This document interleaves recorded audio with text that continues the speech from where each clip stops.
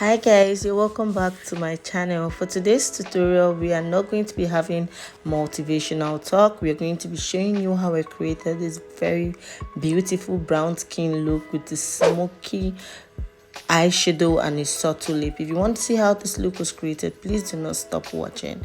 Now this is our model with her bare face when she came into the studio, and we got right into this tutorial. First thing first I wanted to do was to clean her skin. It's something that I always do because cleaning of the skin naturally just helps to take off dead cell and open up the pores for every other makeup that you want to apply. So it is one hygienic step, and I'm using the Garnier Micellar water, and that's what I'm going to be using to clean her face today. I did this twice. I think I did the first stage and also did the second stage of cleaning before I proceeded with my next prep routine. So when I was done cleaning the face, as you can see, this is the second stage of me cleaning her face. Next thing I went in is to give the skin very good hydrating effect, and I'm going in with the Becharm ageless hydrating spray today. This spray is going to infuse a lot of hydration to the skin. Once you put this spray and then you let it dry in, you would tell that instantly there's a bit of radiation, there's a bit of glow that comes off with that hydrating spray, which is one thing I like to give my client. Once I'm done with my hydrating layer, I want to also go in with my serum. I'm using the FBH serum today just to infuse a little more hydration and moisture into the skin. This particular serum has a lot of hydration. Next up, I went in with my Bomb Hydro moisturizer. This is also another very good moisturizer that has a lot of hydration. Please take your time to blend and massage this prep into your skin, and also pair it with a fan. You know, each of my routine, I have always said whenever you want to pair up your preps, you want to allow the fan dry each of those prep into your skin. As soon as that was dried, I went in with the smoothing primer because I felt she had a bit of texture skin here and there, and I just applied the smoothing primer at the necessary areas that I needed to seal her oil and seal her skin from getting oil quick or along the lines of the day. I went in with my Mehron anti-shine and applied mostly around her nose and around her lip regions because these are the areas I feel get a bit more oily along the lines of the day. As soon as my prep was done, we went over with foundation. Getting foundation for dark skin, the technique I like to use is I like to make my foundation even slightly darker than my client, because every other thing that might come on after your foundation, contour and blush might be a little bit too lighter. So this technique always worked for me because it kind of helped me have a very good foundation base to apply every other process that will go on. Mind you, whenever you're applying your foundation, I am a very good believer of making sure to apply your foundation in small portions so that you're really certain if you like the outcome of the first portion you've applied. So if for instance I apply a very little portion around my cheek, once I'm done applying that, I will blend just to be sure that I like what I want. As soon as I was done with foundation step, I went over with my contour, and I'll be using the contour from the Fenty Beauty 498. That's the shade. This foundation, I use it strictly for dark skin because it has like the warmth, it has like the cool factor that is just perfect for contouring my dark skin. So I'm just going to contour on both sides and use my beauty blender to blend that in. While I'm blending, I am making sure that I am blending and not dragging, just to maintain a phase to that.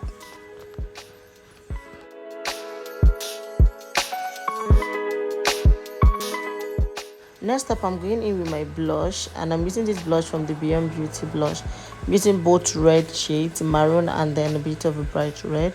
Just applying a little bit on the apples of her cheek, and I will blend that in also using the beauty sponge that I use for my contour, just so that it has a very good reading and a really good blend into each other. For concealer, I'll be using the Tarte concealer and the Born This Way concealer in the shade Toffe. These two shades are what I'm going to be using to conceal her eyes. I am just going to apply very little and then blend that out. I started applying the Tarte concealer first because that one is a little bit lighter than the Born This Way. Next, I went in with the Born This Way concealer, which was a bit darker, and just apply over the Tarte just to give it a really soft blend, and went ahead into blending with my beauty sponge. So while I was blending with my beauty sponge, I concentrated mostly at blending out the edges first before diving right into the brighter shade, as that would help me give it like a more soft blend before just tapping on the lighter shade. It is quite wrong when you just tap on the lighter shade and then you just blend all the way out. You will find out that your concealer just looks more white than having to blend into the foundation and give your makeup a really good reading. Once I was done with blending my concealer, I still had to give it a little time for it to settle in before going ahead to use my Merak setting powder just to help me set that. So the technique I use for dark skin is I do not set my under eyes with translucent or white colored tone, because I notice that each time I do that I always have cast. So when you use a colored translucent or a colored setting powder, it has a way of still maintaining that brown or that warmth you want to get. So that is one thing you should take away from this video. Do not use translucent powder to set for light skin. We highly recommend for women of color, you want to go in with a colored setting powder. You invest in a really good one so that you do not have white cast, and it will be easy throughout the stages of your makeup. So as you can see, I went in twice. The first one didn't give me as much coverage as I wanted, then I went in with the second one. Next up, I need to set my under eyes, so I'm setting that in with my Sephora powder in the shade Toffe, and I'm using that color just to like press the setting powder I did initially in, and just to reduce any harsh line or any dusty effect from the setting powder. Went up with my Slvmark powder palette, and I just did it in setting around the other edges of her face, because obviously I had set the under eyes, so there is no need for me to set the under eyes. So I was combining these two shades of powder and I used it around the face just to secure the other reading. I noticed in the beginning that my model looked a bit lighter than her body or her neck, so I'm also making sure to redeem or just keep that body color and not make her look too gray. So I'm really particular about making my client look too white, especially for dark skin. Next up, for contour, I'm going in with this really bronzed shade from the Fenty beauty powder. I think this shade is in the shade 450, and I'm just going to use this to like give her that contour and bronze from her cheekbones. I also added a darker shade, which is the 490, to it, because while I was using the 450 alone, I noticed it wasn't giving me the dark contour impact that I wanted. So I went ahead and added the 490 just to also infuse that warmth to it. If you take your time and watch this video thoroughly, you can tell that I did not just go in with the darkest color and went in directly. I ensured that I kept on building and building and building, because there is this thing about working on dark skin that all you just want to use is something really dark. That's like the mindset I had in the past, and I noticed that it always gives me a very strong harsh line. So ever since I tried this method and this technique, it has been so easy for me going in and taking my time to blend. Do not go in with the darker shades. You want to start with a light shade, then darken along the line. Just be patient with it. You definitely get the result you want. So I'm going in with this red tone blush from the Juvas palette. I cannot remember the name of this palette, but it's a beautiful warm shade or red shade from this palette, and I've used it for my dark skin a long time. I like to use red blushes for dark skin because it has a way of maintaining that melanin effect that I want. Ooh, I love it. It's giving me what I want actually. So I'm still a very good person, and I want you to know that please, where you want to use your blush, do not also go in with a strong impact. You also want to build like a carpenter, build like a bricklayer, build like an architect. You want to take your time and build this product in. just so that everything melts in and give it a unifying blend. I'm going in with my setting powder from the Nia Cosmetics, and I'm just going to spray this makeup, and just so that it breaks the makeup in place. Now that is a setting spray and not an hydrating spray, so it's not going to leave any shine to our makeup. So I'm just going to allow you to take out time and enjoy this tutorial yourself and see how this beautiful look was created, because it is well detailed. We showed you every necessary step in this video, so I want you to like take in the process and enjoy this tutorial. Hi my love, if you have not subscribed to this channel already, please subscribe to our channel, like this video and share these videos to your friends and well-wisher. Once you like this video, YouTube has a way of pushing this video to people who definitely would want to see videos like this. When you subscribe to our channel, we have the community where we're trying to build, where would also let you know about business talk, beauty ethics, things that are necessary to growth, for business growth, and how to look beautiful always. So please subscribe. And to our existing subscriber girls, you know I love you from the depth of my heart. Thank you for coming along this journey with me every single time and watching my videos, sharing my videos. I cannot thank you enough.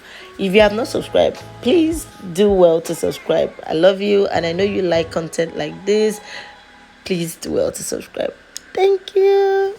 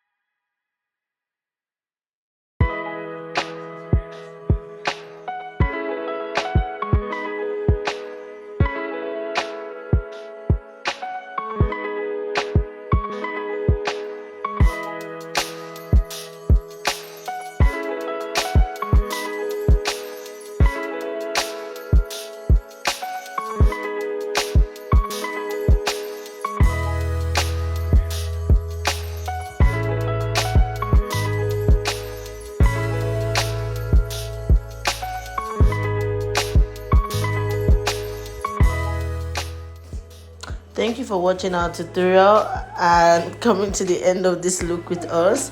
We really can't wait to see you in our next tutorial, which will be uploading shortly. Do well to comment below looks you want us to recreate for you, or subject you want us, or topic rather you want us to talk about. We cannot wait to swing into action while creating that video for you. Love you and see you in our next video. Bye.